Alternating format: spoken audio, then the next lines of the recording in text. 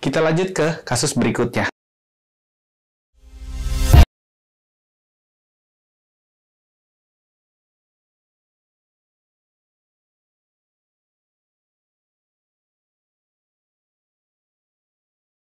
Yaitu in-toeing atau kaki menghadap ke dalam, terutama terlihat pada saat seseorang anak berjalan ataupun berlari. Atau bisa juga orang tua kemudian mengeluhkan kalau anaknya sering kepleset pada saat berlari. Kondisi itu terlihat pada saat seorang anak berjalan lurus. In-toeing bisa terjadi karena beberapa hal, mulai dari tulang pahanya atau femur, atau tulang kering yang sering disebut tibia, atau juga kondisi di kakinya yang menghadap ke dalam. Paling sering biasanya keluhan disebabkan karena kebiasaan anak duduk posisi W. Duduk di mana kakinya ke kanan dan ke kiri, sehingga apabila dilihat dari atas itu terlihat seperti huruf W.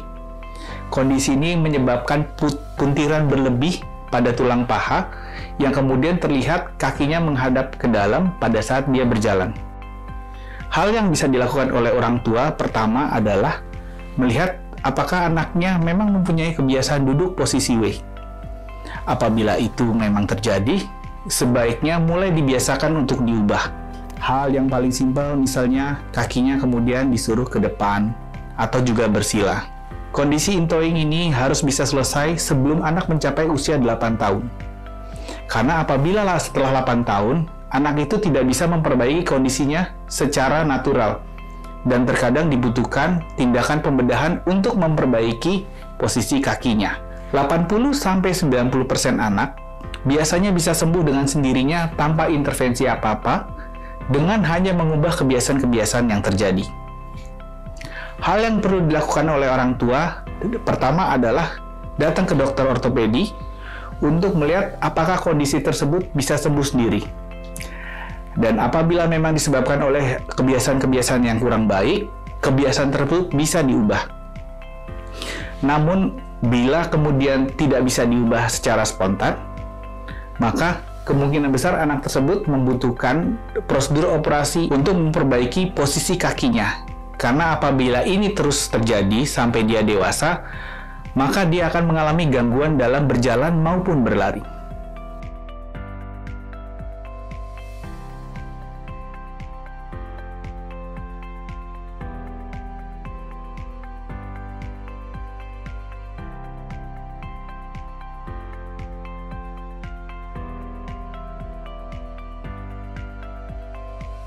Rakitis adalah kelainan pertumbuhan tulang yang disebabkan karena gangguan metabolisme vitamin D, magnesium, fosfor, atau kalsium.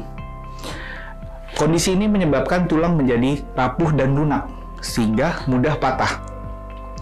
Vitamin D berfungsi untuk membantu penyerapan kalsium dan fosfat.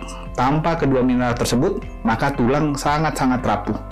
Ya, biasanya ini terjadi pada anak usia 6 bulan sampai 3 tahun, pada saat di mana anak tersebut biasanya sudah mulai lepas daripada air susu ibu. Ya. Gejalanya bisa berupa nyeri tulang, kakinya X ataupun O, tubuhnya pendek, atau mudah sekali mengalami patah tulang. Nah, karena penyakit ini disebabkan karena gangguan metabolisme, jadi sebenarnya ada beberapa kemungkinan penyebabnya. Pertama, memang anak tersebut mengalami kekurangan nutrisi atau asupan daripada mineral tersebut. Atau mineralnya atau nutrisinya itu cukup, tapi terjadi gangguan dalam penyerapannya. Atau bisa juga sudah dapat vitamin D, sudah dapat asupan yang lain-lainnya, tapi anak tersebut kekurangan paparan sinar matahari. Penanganannya sebenarnya tidak terlalu sulit. Yang penting adalah deteksi awal. Ya, apabila anak tersebut mengalami keluhan seperti yang tadi disebutkan, segera bawa ke dokter. Di dokter itu akan dianalisa penyebabnya apa, apakah intake-nya atau metabolismenya. Apabila ada kekurangan, maka ditambahkan dalam nutrisi-nutrisinya, sehingga anak tersebut diharapkan bisa mengejar ketinggalannya karena gangguan metabolisme tersebut. Apabila memang ada gangguan dari metabolismenya, nanti bisa dilihat masalahnya di mana. Ini sangat penting untuk dideteksi secara awal, karena diharapkan jangan sampai anak itu sudah tertinggal pertumbuhannya baru terdeteksi.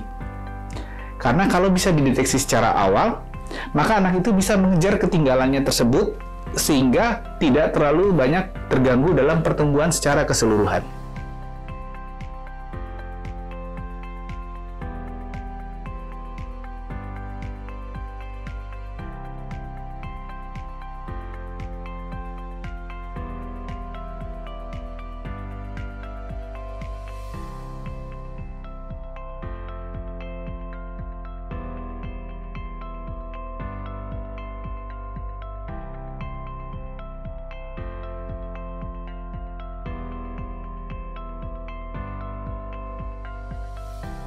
Osteomielitis adalah penyakit infeksi pada tulang.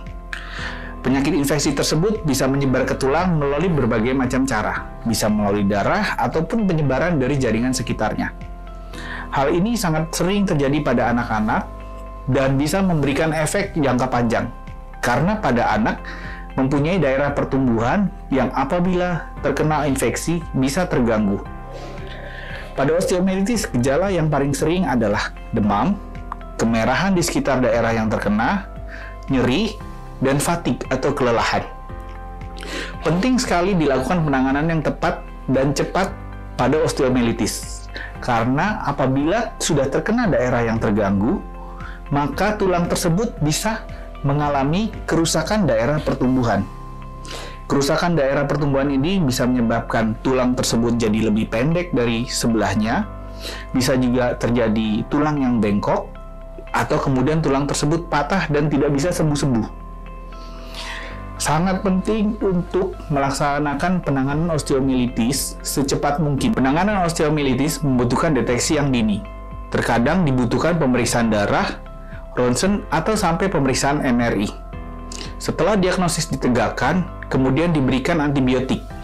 Pemberian antibiotik terkadang membutuhkan waktu sampai beberapa minggu. Pada beberapa kasus, penanganan osteomielitis membutuhkan tindakan pembedahan, di mana dilakukan pembersihan tulang daripada jaringan-jaringan infeksi dan juga terkadang untuk mengambil bakteri yang ada di dalam untuk diperiksa apakah cocok dengan antibiotik yang diberikan.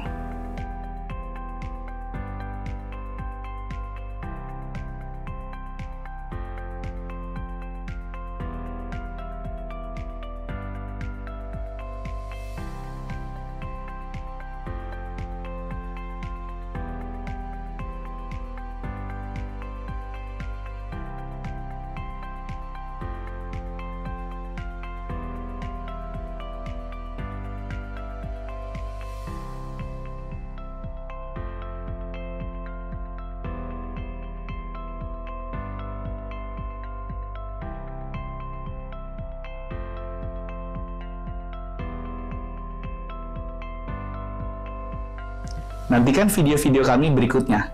Jangan lupa subscribe, like, maupun share. Jika ada pertanyaan, silakan isi kolom komen di bawah. Terima kasih.